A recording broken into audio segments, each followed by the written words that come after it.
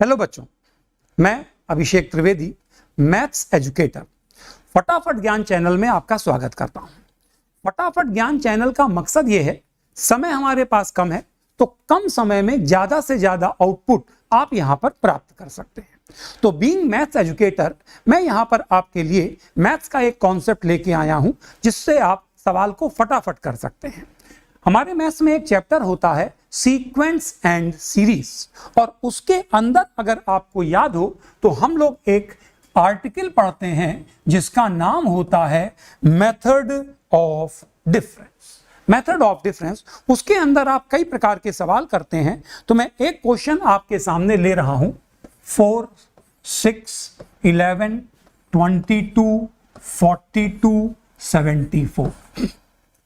ये जो सीरीज है अगर आप ध्यान से देखें तो ये ना तो एपी है ना तो जीपी है। अब अगर इसको मैं गहराई से देखूं तो मुझे एक बात नजर आ रही है कि अगर मैं इन दोनों का डिफरेंस क्रिएट करवाना शुरू करूं तो इसका जो डिफरेंस आ रहा है वो आया 2, इसका डिफरेंस आ गया 5, इसका आ गया 11, इसका आ गया 20 और इसका आएगा 32।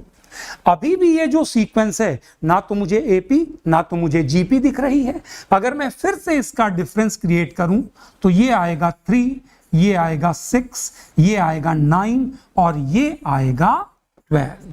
अब मुझे जाकर ये देखिए एपी नजर आई बच्चों। तो एक मैंने अपनी कन्वीनियंसी के लिए कुछ देखो नाम रखे हुए हैं।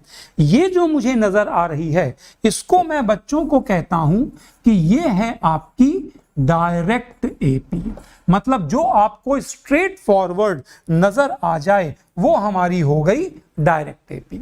ये जो लिखी है वो डायरेक्ट एपी नहीं है, लेकिन इसके अंदर एक एपी छुपी हुई है, तो मैंने इसका नाम रखा हुआ है इनडायरेक्ट एपी, और मैं ब्रैकेट में लिख देता हूं फर्स्ट डिफरेंस। फर्स्ट डिफरेंस क्यों? कि जैसे ही मैंने एक बार डिफरेंस लिया तो एपी बाहर आ गई, और इसका नाम मैंने इसी आधार पर रख दिया कि ये है आपकी इनडायरेक्ट एपी। ब्रैकेट में मैंने डाल दिया सेकंड डिफरेंस। 2 बार डिफरेंस लेने के बाद एपी आई। अब अगर मुझे मान लीजिए इस सीक्वेंस का nth टर्म निकालना है, तो अगर आपको यादें हो तो इसका करने का मेथड नंबर 1 जो बड़ा ही जेन्युइन तरीका होता है, कैसे करते हैं? इसका मान लेते हैं nth टर्म है tn, समेशन मान लेते हैं s, और अब छुपी हुई एपी को बाहर निकालने के लिए मैं इस सीरीज को इसी के नीचे एक बार शिफ्ट करके सब्ट्रैक्ट कर देता हूं। तो अगर वो इनडायरेक्ट एपी सेकंड डिफरेंस है तो एक बार सब्ट्रैक्ट होने के बाद आएगी इनडायरेक्ट एपी फर्स्ट डिफरेंस, फिर मुझे उसको दोबारा शिफ्ट करके सब्ट्रैक्ट करना होगा, तब मिलेगी एपी। तो आप फील कर सकते हैं, देखिए बेटा कितना लेंथी काम हो गया बच्चों। तो ये होता है इसका जेन्युइन तरीका, मेथड नंबर 1, जो रिलेटिवली काफी लेंथी है। फिर इसी में एक मेथड देखिए बच्चों और बताया जाता है, वो भी मैं आपके साथ शेयर कर लेता हूं। ये जो आपकी डायरेक्ट एपी लिखी हुई है बच्चों, ध्यान दीजिएगा, ये जो डायरेक्ट एपी लिखी हुई है इसका nth टर्म अगर आपने देखा हो तो वो कुछ ऐसा होता है, a + n-1 × d। मतलब ये n में जो है वो लीनियर होता है, आपने ऐसा मेथड पढ़ा होगा। ये जो इनडायरेक्ट एपी फर्स्ट डिफरेंस है, अब मैं बता रहा हूं कि इसका nth टर्म n में सेकंड डिग्री का होता है, और जो इनडायरेक्ट एपी सेकंड डिफरेंस है इसका nth टर्म n में थर्ड डिग्री का होता है। तो हम लोग क्या करते हैं, इनडायरेक्ट एपी अगर फर्स्ट डिफरेंस हो तो मैं इसका nth टर्म ऐसे कंसीडर कर लेता हूं an² + bn + c, और जो इनडायरेक्ट एपी सेकंड डिफरेंस है इसका nth टर्म n में क्यूबिक होता है, तो हम उसको ऐसे कंसीडर कर लेते हैं।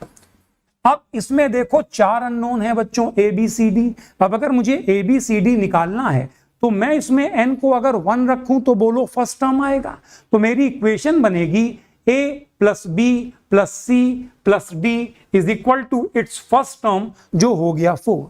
फिर 2 रखोगे, 8a + 4b + 2c + d = 6, ऐसे ही 3 और 4, तो 4 इक्वेशन 4 अननोन, उसको सॉल्व करोगे तो ABCD मिलेगा और nth टर्म पता लग जाएगा।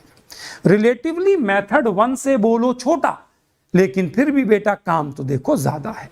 अब मैं आपको इसका असली मेथड बताने जा रहा हूं, जिसको हम लोग कहते हैं मेथड 3, और वो इसका अभी तक का शॉर्टेस्ट वे होगा। तो मैं बात कर रहा हूं मेथड 3 की। मेथड 3 क्या कहता है? आपको सीक्वेंस दी थी, आपने एक डिफरेंस लिया, फिर एक डिफरेंस लिया, AP आ गई, आप एक बार इसका और डिफरेंस लो। तो अब जब आप इसका डिफरेंस ले रहे हो तो वो आ गया 3 3 3।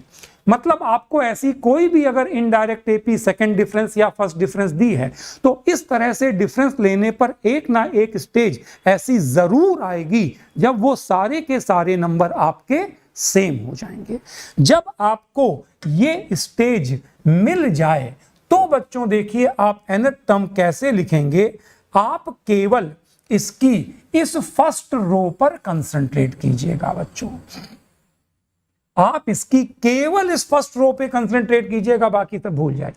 और इसका nth टर्म आप लिखेंगे Tn, जो पहला नंबर है उसको ऐसे लिख दीजिए एज इट इज 4, फिर जो दूसरा नंबर है 2, इसके साथ में लगाया जाएगा n-1/1 फैक्टोरियल, प्लस तीसरा नंबर 3, इसके साथ में लगाएंगे n-1 इंटू n-2/2 फैक्टोरियल, और फिर चौथा नंबर है 3, तो सिमिलरली गेस कीजिए इसके साथ में आएगा n-1, n-2, n-3 whole divided by 3 factorial. और मेरा दावा है कि यही इस सीक्वेंस का nth टर्म है।